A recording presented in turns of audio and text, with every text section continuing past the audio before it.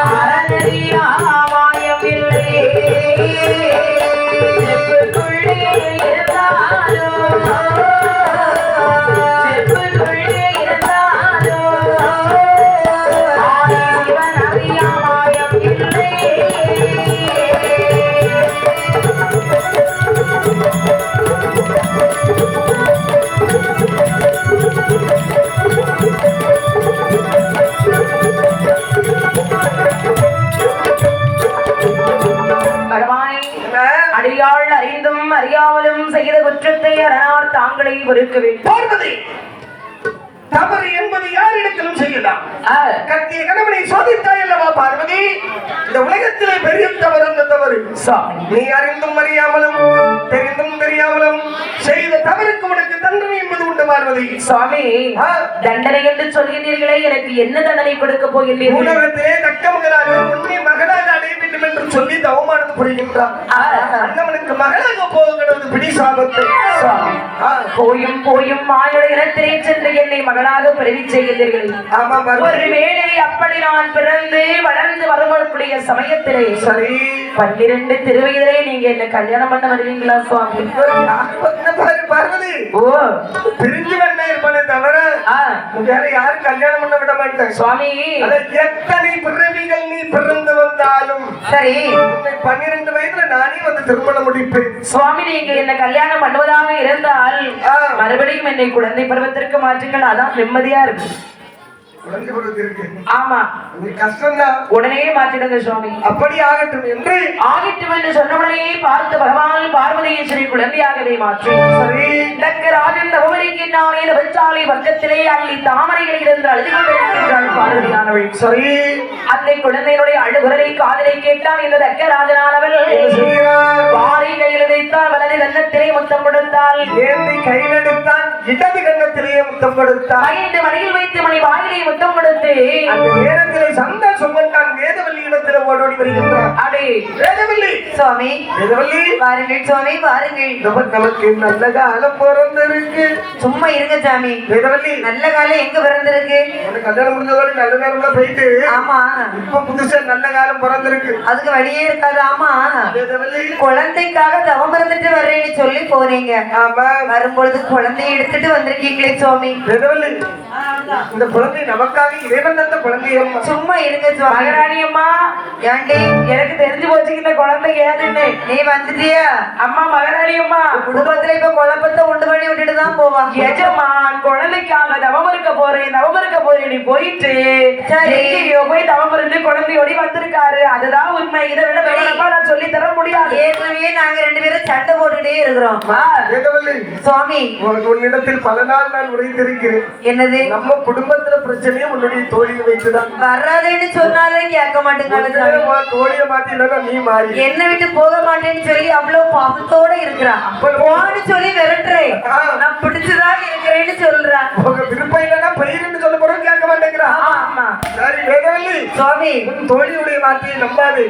உனக்காக இந்த குழந்தையை தவம் இருந்து கொண்டு வந்திருக்கின்ற சுவாமி. தவம் இருந்து கொண்டு வந்தேன்னு சொல்றீங்க. ஆமா. குழந்தைக்காக வரம் தானேயே கிடைக்கும். அது இப்படி குழந்தை கிடைக்கும்? ஒன்னால முடியும்னா நான் வரத்தை வாங்கிட்டு வந்திருப்பானே. ஒன்னால முடியாதுன்னு பாருங்க, என் தோழி ஒரு நேரம் இருக்க விட மாட்டேங்கிறான். சும்மா இது குட்ட பூசணிக்கா இருக்கவே மாட்டா போல ஆகட்டுமே என்று சொல்லி குழந்தை வரத்தை, அதாவது குழந்தையை கையிலே வாங்கினாள் இந்த வேதவெல்லியானவள். அருமையாகவே குழந்தைக்கு திருநாம பெயர் சூட்ட வேண்டும் என்று எப்படி பெயர் பாருக்கு அதிபதி பார்வதி என்றும் தாட்சாயினி என்று சொல்லி திருநாம பெயரை சூட்டி சிறப்புடனே பெயர்நாமமான சூட்டி அக்குழந்தை எப்படி வளர்த்து வருகின்றால் வாருங்கள். நாளும் ஒரு நல்ல மேனியுமாய், பொழுதும் ஒரு நல்ல வண்ணமுமாய், வளரும் பிறை நல்ல சந்திரனை போல் நடந்து வாராள் அந்த மாலையே. நல்ல சந்திரனை போல், சந்திரனை போல்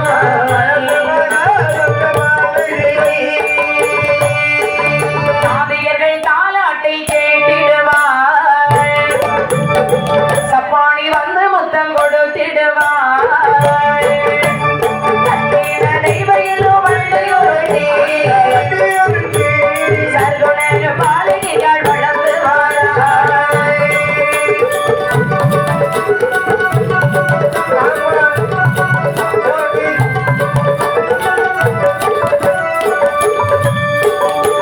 இந்த விதமாகவே பார்த்தார் வாருங்கள்.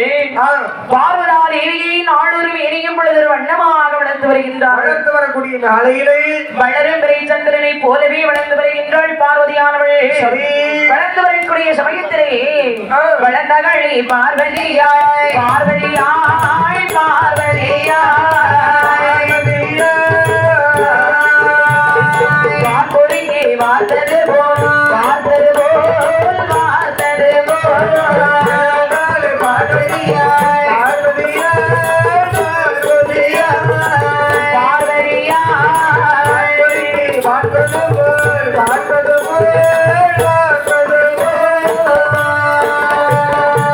ஒரு வயது இரண்டாகி உயர் மூன்று நாளாகி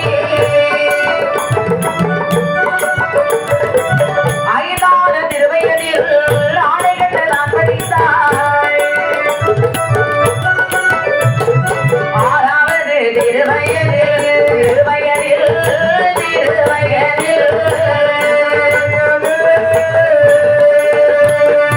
ஆபரணம் போட்டு வாழா, போட்டு வாழா, போட்டு வாழா.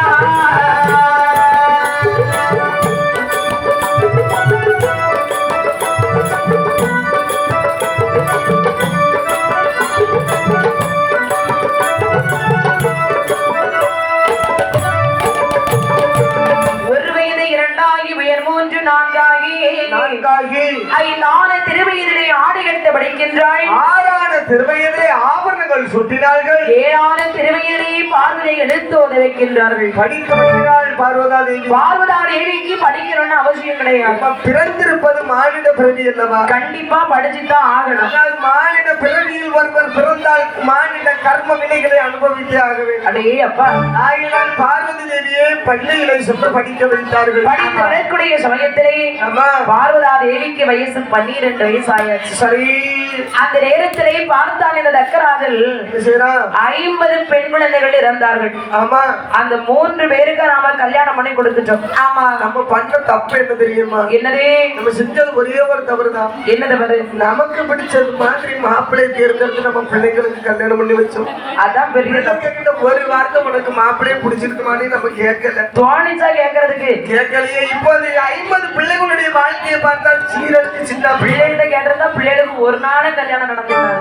ஆமா, ஏன்னா இப்ப உள்ள பிள்ளைங்களுடைய ரசனை அப்படி இருக்குன்னு சொல்ல வர. ஆமா, அங்க நான் சொல்ல வரல. ஆனால் இந்த பார்வதா தேவியுடைய திருமணம் எப்படி நடக்கணும் தெரியுமா? பார் உலகமே போற்றும்படியாக இருக்க வேண்டும். பார்வதிக்கு பிடித்தது போல் சுயவர முறை பிடித்திருமணம் நடக்கும். அடே அப்பா, அப்படிதான் பிடிச்ச கல்யாணம் ஆகட்டுமே என்று சொல்ல இந்த தக்கராஜனானவள் சுயவர முறைப்படி திருமண ஏற்பாடுகளை எல்லாம் செய்கின்றார். சரி, அந்த நேரத்திலே பார்த்தாள் இந்த பார்வதியானவள், ஏ பகவானே, என்ன ஐயா சிவபெருமானே, எனக்கு வயசு எத்தனை ஆச்சு தெரியுமா? 12 வயதாச்சே. பரம செய்வார் இல்லையோ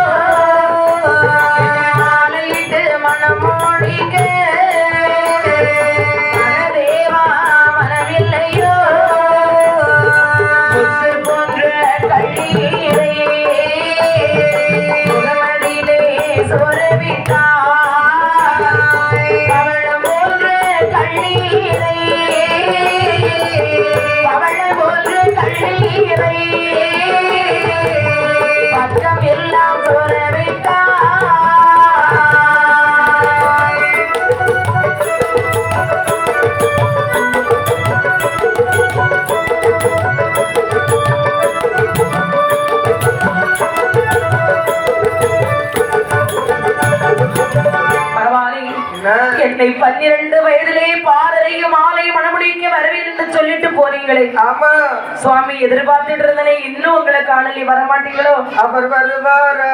வருவார். அவர் வருவாரா? வரமாட்டாரு போலதான் தெரியுது. என்னாச்சு தெரியலையே என்று பார்வதி அவர் வந்த இடத்துல வண்டி தான் பிரேக் டவுன் ஆயிட்டா. ஒருவேளை அப்படியேதான் இருக்குமா? கால மாட்டுல புல்லு போடாம போட்டுட்டாங்க. ஆள் மாறி போச்சு. அந்த நேரத்திலே பார்த்தால் பாருங்கள், பார்வதார் பகவானை மனதில் நினைக்க. ஆமா ஆமா, பார்த்தார் பகவான் நினைக்கின்றார். நாம் நினைத்த பகவான் உடனடியாக வர வேண்டும். ஐயா நந்தி பகவானே, என்ன நான் சென்று பார்வதியை கல்யாணம் பண்ணிட்டு வரேன். பகவானே, ஓ அதே வர வேண்டாமா பகவானே? நீ ஒண்ணு வராண்டா, நீ கைலாச மலையில இருந்துக்கோ.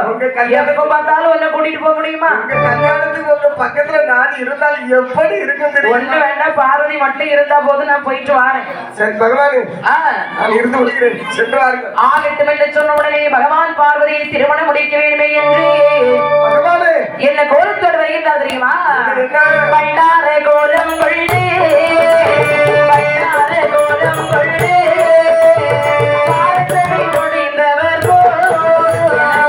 பண்டார கோலம் கொண்டு, பண்டார கோலம் கொண்டு, பாரதனை முடிந்தவர் தொண்ணூறு மத்தம் சென்று நல்ல கிழமை நானூறு மத்தம் சென்று நல்ல கிழமை கண்ணாடி நடுமாறி, கண்ணாடி நடுமாறி வாழாதையாயில் விடுமா.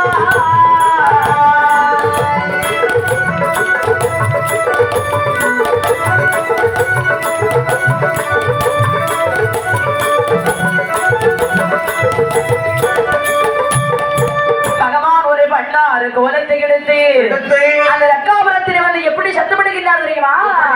அம்மா பெண்கொடியே, அன்னம் போடு அன்னம் போடு அன்னம் போடு அன்னம் போடு ஆயிழையே பெண்கொடியே அன்னம் போடு, ஆயிழையே பெண்கொடியே அன்னம் போடு.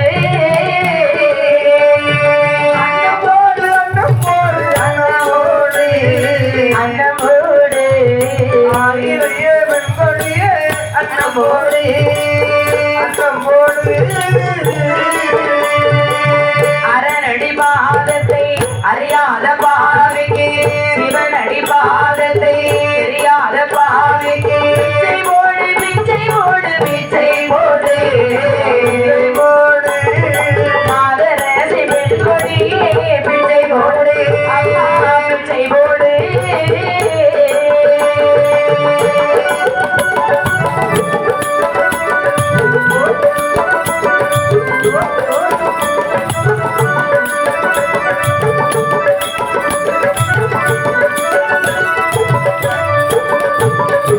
பகவான் அப்படி சத்தமிட்டுக் கொண்டே வட்டார கூட்டத்திலே வந்து அமர்ந்திருக்கின்றார்.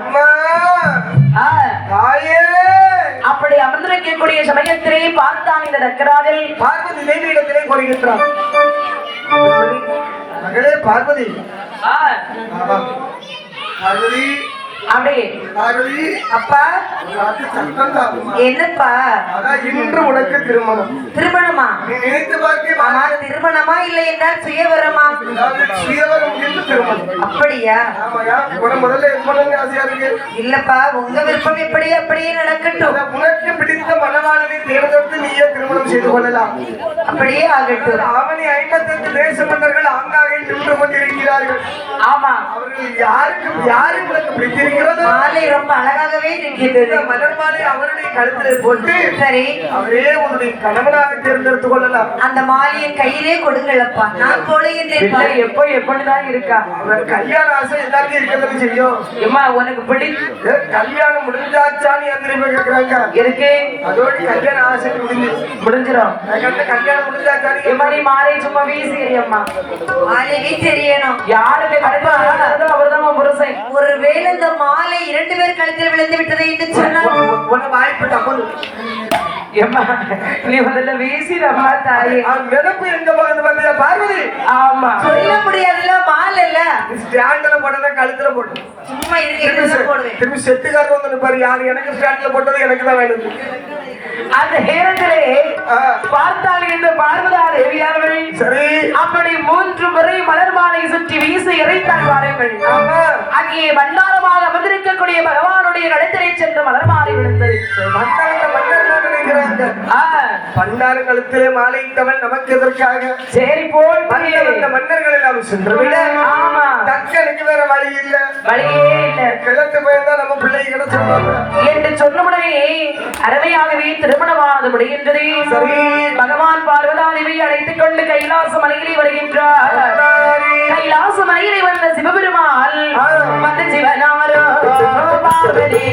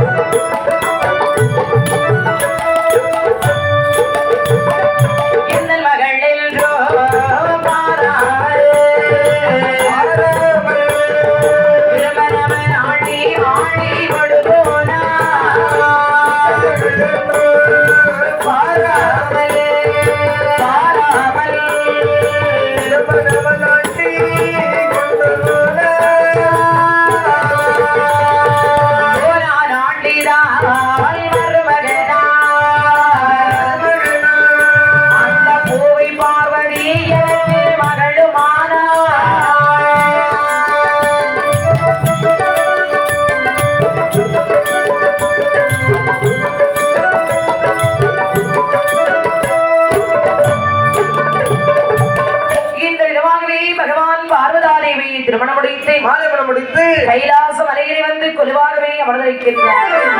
போது இப்படி இங்கு அமர்ந்திருக்கக்கூடிய சமயத்திலே பார்த்த இந்த தக்கராஜனானவள் வேதவல்லி இடத்திலே வருகின்றார்.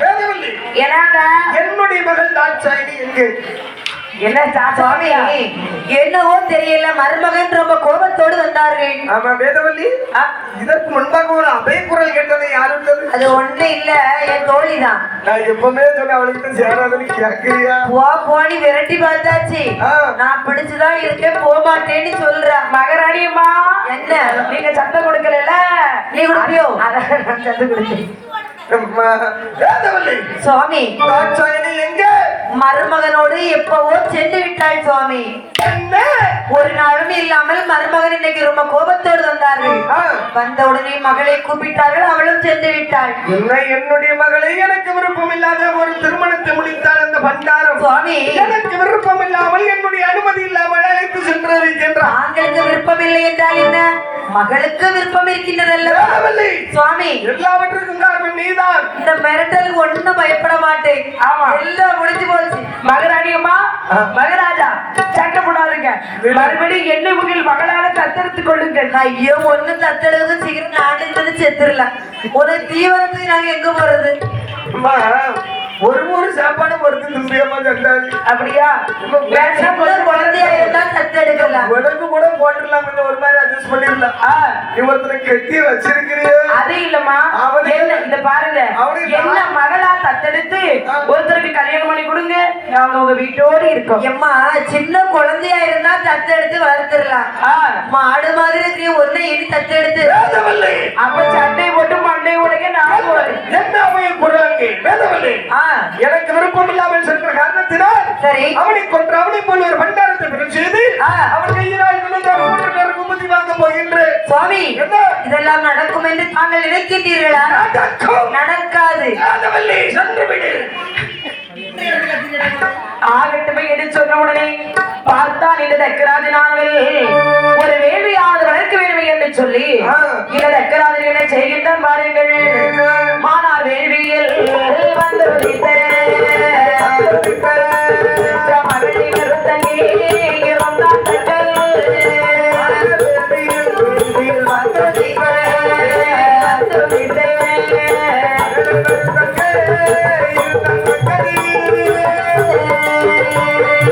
இந்த செய்தியை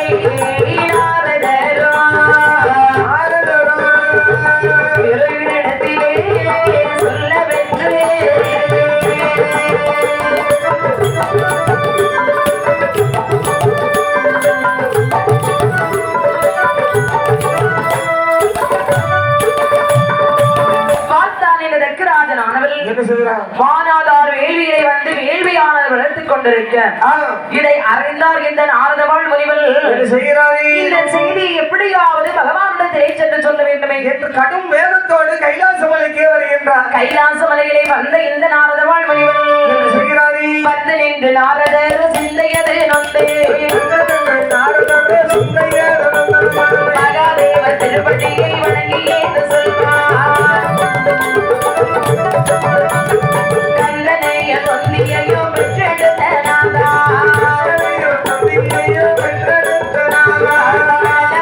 நன்றி உள்ள கர்த்தாவே தேவா அக்கருக்கு வேணியோனே ஆனந்த கூத்தாடி அங்கேய தன்னை ஒரு பங்கை கொடுத்தோனே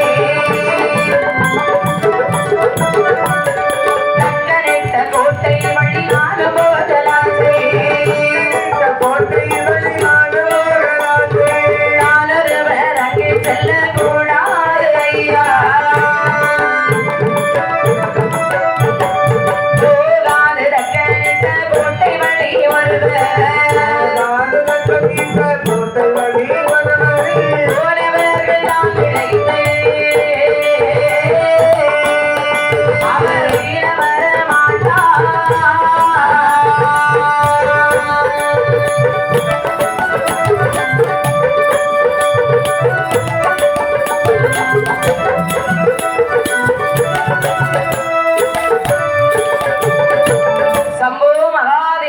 நாரதரே, நாராயணம் நாராயணம் நாராயணம். உங்களுடைய வரவு நல்வரவாக இருக்கட்டும். உங்களுக்கு மட்டும் பகவானே சர்வேஸ்வரன், நீங்க வந்தா எங்களுக்கு நல்வரவு கிடையாது. நாராயணம் நாராயணம் நாராயணம். நாரதரே, என்ன திடீரென்று கைலாசம் வந்திருக்கின்றேன். ஐயோ, நான் திடீரென்று வரவில்லை சுவாமி. எல்லா லோகத்தையும் சுற்றி பார்த்துவிட்டு கடைசியாக எனக்கு ஒரே தலைவலி. மாத்திரை போட்டீங்களா? நேரமே போகவில்லை. நேரம் போகாத தலைவலியா? ஆமா சுவாமி, கடைசியாகவே நான் தக்காபுரத்திற்கு சென்றேன். சரி, நாராயணம் நாராயணம் நாராயணம். தக்காபுரத்திலே என் மாமன் தக்க மகராஜன் மாமி எல்லோரும் சுகம்தானே? சுவாமி, உங்கள் மாமியோ பூரண நலம். மாமி அப்படிதான். அதுவும் என்னுடைய எத்தை இருக்கின்றார்களே அவர்களுக்கு நிகர் அன்பானவர்கள் இந்த உலகத்தில் யாருமே கிடையாது. உங்க மாமாக்கு முட்டுக்கு கீழே கொஞ்சம் வயசவதி. அது தெரியும் எனக்கு. அடிக்கடி அவர் அப்படிதான் இருப்பார். நாராயணம் நாராயணம் நாராயணம். என்ன பிரச்சனை என்னிடத்தில் விளக்கமாக சுவாமி, அந்த ரக்கருடைய மகளை தாங்கள் கள்ளத்தனமாக திருமணம் முடித்து கொண்டு வந்து விட்டீர்களா? ஒரு சமயத்தில் நடந்த சம்பவம் அதை என்ன ஞாபகப்படுத்துகின்ற நாராயணம் நாராயணம் நாராயணம். சுவாமி, அது மட்டுமல்ல, தாங்களை பார்த்து ஆண்டி இறப்பன் பேயன் பித்தன் ஐயோ சிவசிவா சிவசிவா என்றெல்லாம் ஏளனமாக பேசிவிட்டார் சுவாமி. நாரதரே, நாராயணம் நாராயணம் நாராயணம். மாமனார் பேசிவிட்டார் என்றும் மருமகன் வருத்தப்பட்டால் இந்த உலகத்தில் ஒரு மகன் மருமகன் கூட இருக்க முடியும். ஐயோ சுவாமி, அது மட்டுமா, தாங்களுக்கு பதிலாகவே ஒரு சிவத்தை ஏற்படுத்தி சரி அவருடைய கையினாலே விபூதி வாங்கி அணிய போகிறாராம். ஆமா, மனசு குழந்தை மாதிரி திடீர்னு கொஞ்ச நேரத்துல சமாதானம் ஆயிடுவாரு. ஓஹோ, எங்க குடும்ப பிரச்சனை நான் பார்த்துருவேன். நான் பார்வதியை மட்டுமே லேசா சொல்லிட்டு விட்டார். நல்லா இருப்போம், ஒன்னாலும் அந்த பிரச்சனை தீராது. பிரச்சனை ஏற்படுத்துறதுக்கு நீ விளங்கிட்டு வந்துருவா. அதுதான் சுவாமி, எப்படி நான் அக்காபுரத்திலே இந்த கேள்வி பட்டேனோ இந்த விஷயத்தை எப்படியாவது உங்கள்கிட்ட சொல்லிடணும்னா ஒரே தலைவலி. சொன்ன தலைவலி குறைஞ்சிருக்கு. ஏற்கனவே பார்வதி உங்கள் மீது கடுமையான கோபத்தில் இருக்கின்றார். நாராயணம் நாராயணம் நாராயணம். ஒரு கடி உங்களால் கொண்டு வரப்பட்டது. அந்த கடியால் எங்கள் குடும்பமே பிரிந்தது. கடியால் என் குடும்பமும் பிரிந்தது. சரி நாரதரே, சென்று வாருங்கள். ஆகிட்டு என்று சொன்னவுடனே நாரதவாள் முனிவன் சொல்ல, சரி பார்த்தாள் என் தாயாகிய பார்வதியானவள் பக்கமனில் மாத்தீருந்தே மாத்தீருந்தே பார்வதியாய் மனமகிழ்ந்தா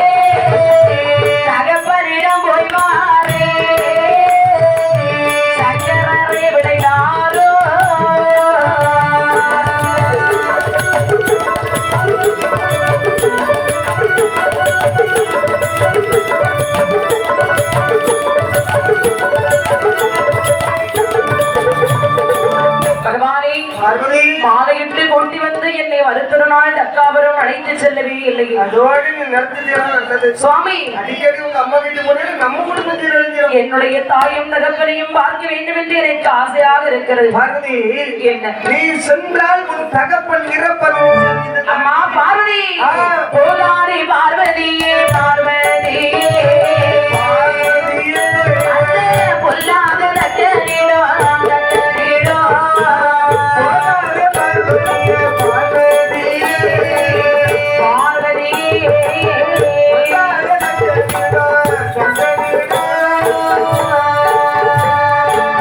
நீ போனால் அவன் இறப்பான் நிச்சயம் பார்வதி. அவன் இருந்தாலும் போய் வாரே, இறந்தாலும் போய் வாரே. மருந்தாக இருந்தாலும் மருந்தாக இருந்தாலும் தேவா போய் வாரே.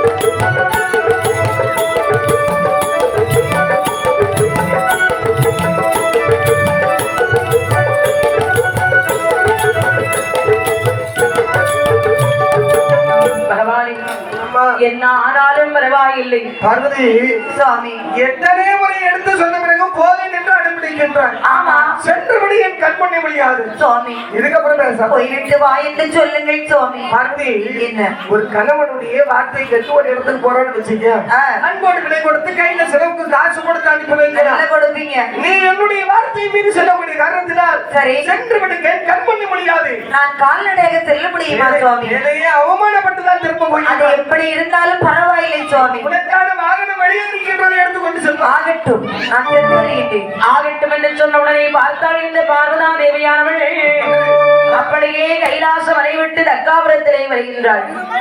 அங்கே இந்த தக்கராஜனானவள் வடக்கு முகமாகவே அமர்ந்து வேள்வியானது நடத்திக் கொண்டிருக்க சரி, பார்த்தாள் இந்த பார்வதா தேவியானவள் வடக்கு வந்தாள். பார்வதியாள் வடக்கு தெற்கு முகமானால் தெற்கே வந்தாள். பார்வதியாள் திரும்பிக் கொண்டாள் மேற்கு முகம்.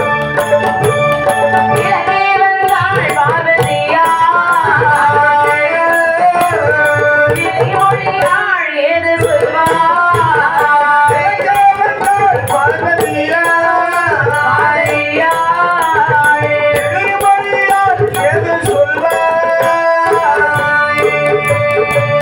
வடக்கே வந்து அப்பா என்று அடைதொழுதாள். மறுத்ததற்கு முகமாக திரும்பினார். தெற்கே வந்து தந்தையே என்று அடைதொழுதாள். முகமாக திரும்பினார். நாலு பெருமாகவே வந்து அப்பா அப்பா அப்பா என்று அடைதொழுதாள். அருகில் உள்ள முனிவர்கள் சொல்றாங்க, சங்கராஜனே, என்ன உமது மகள் பார்வதி வந்து நின்று அப்பா அப்பா என்று அழைக்கின்றாள் அல்லவா? எவள் தாங்கள் அவளை கொஞ்சம் ஏறிட்டுதான் பார்க்க கூடாது. என்னுடைய மகள்? ஆமா. யாருடைய உன்னுடைய அப்பா? எனக்கு இவள் மகளும் அல்ல, நான் இவளுக்கு தகப்பன் அல்ல. ஆண்டியோடு சென்ற வழிக்கு அம்மையுண்டோ அப்பனுண்டோ, ஆரத்தோடு சென்ற வழிக்கு பாறக்கோட்டை எங்கு உள்ளோ. எனக்கு இவள் மகளும் அல்ல, நான் இவளுக்கு தகப்பன் அல்ல. மகளும் இல்லை.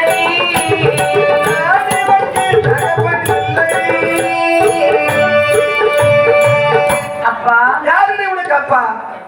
ஆண்டியோடு சென்றவளுக்கு அம்மை உண்டா, அப்பன் உண்டா? அப்பா என்றால் இறப்பனோடு அல்லவா நீ சென்றவள்? இங்க வந்த காரணம் என்ன? அப்பா ஆண்டியோடு சென்றவள் மறுத்து வந்த போய் காரணம் போய் என்ன? ஒரு பண்டாரத்தோட சென்று விட்டாய். பண்டாரதி, ஏன்பா இப்படி எல்லாம் பேசுறீங்க? அடி சண்டாளி, உன்னுடைய கணவன் ஒரு பிச்சைக்காரன், நீ ஒரு பிச்சைக்காரி. பிச்சைக்காரி. அப்பா ஆ. என்ன என்ன வேணாலும் பேசுங்கப்பா. ஆ, என் புருஷனை மட்டும் எதுவுமே சொல்லாது. உன்னை ஏண்டி நான் பேச போறேன்? உன்னை கூட்டிட்டு போனானே ஒரு ஆண்டி பண்டாரம், அவனை தாண்டி பேசணும். அப்படியா? நான் பாரு, அவன் மட்டும் கூட்டிட்டு போகாம இருந்திருப்பான்னு வச்சுக்க, நீ இன்னைக்கு என் வீட்டுல இருந்திருப்பா. மறுபடியும் சொல்றேன், இது பாருங்க, என்ன என்ன வேணாலும் பேசுங்க, அவரை மட்டும் பேசாத. அடி போலி இறப்பனோடு சென்றவள், மாடேரியோடு சென்றவள், அந்த பிச்சைக்காரனோடு சென்றவள், அந்த இறப்பன் அந்த மாட்டிலேயே ஓட்டிலேயே இருந்துள்ளக்கூடிய ஒரு ஆண்டி, அந்த பண்டாரம், அந்த மாடேரியின் மனைவி அடிமை. அடே ரக்கராஜா, அதற்காக நீங்க வந்தாய் சண்டாளி. யாரை பார்த்தட ஆண்டு இறப்பல் என்று சொன்னாய்? கணவன் அந்த பண்டாரத்தை பார்த்துதான் சொல்லி ஏய், என்னுடைய கணவரை பற்றி உனக்கு என்னடா தெரியும்?